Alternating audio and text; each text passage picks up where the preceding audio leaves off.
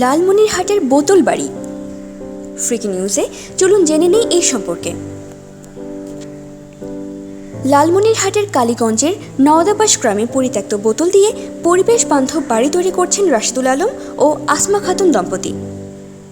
তারা পরিবেশ বিজ্ঞানে স্নাতকোত্তর। বাড়ি নির্মাণের জন্য বোতলে বালু ভরে ব্যবহার করা হচ্ছে।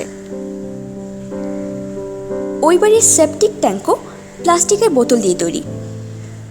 চলতি বছরের ৮ ফেব্রুয়ারি শুরু হয় বাড়ি নির্মাণের কাজ। এ পর্যন্ত ৮০% কাজ শেষ হয়েছে।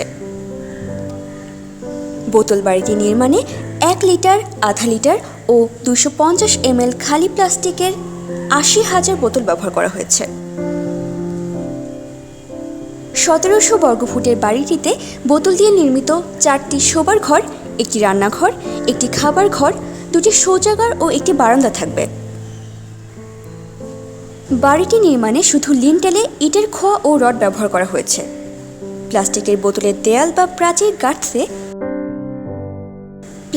বোতলের দেয়াল গাঁথনিতে সিমেন্ট ও বালির মিশ্রণ ব্যবহার করা হয়েছে। পরিবেশ বান্ধব ও দৃষ্টিনন্দন এই বাড়ির দরজা ও জানালা যথারীতি স্টিল বা কাঠের হবে। বাড়ির ছাদে টিন ব্যবহার করা হবে। মাসখানেকের মধ্যে এই বাড়ির নির্মাণের কাজ সম্পন্ন হবে বলে আশা করা যায়। এতক্ষণ আমাদের সাথে থাকার জন্য ধন্যবাদ। আমাদের পরবর্তী আপডেট পেতে ফ্রিকি নিউজ চ্যানেলটি সাবস্ক্রাইব করে আমাদের সাথেই থাকুন।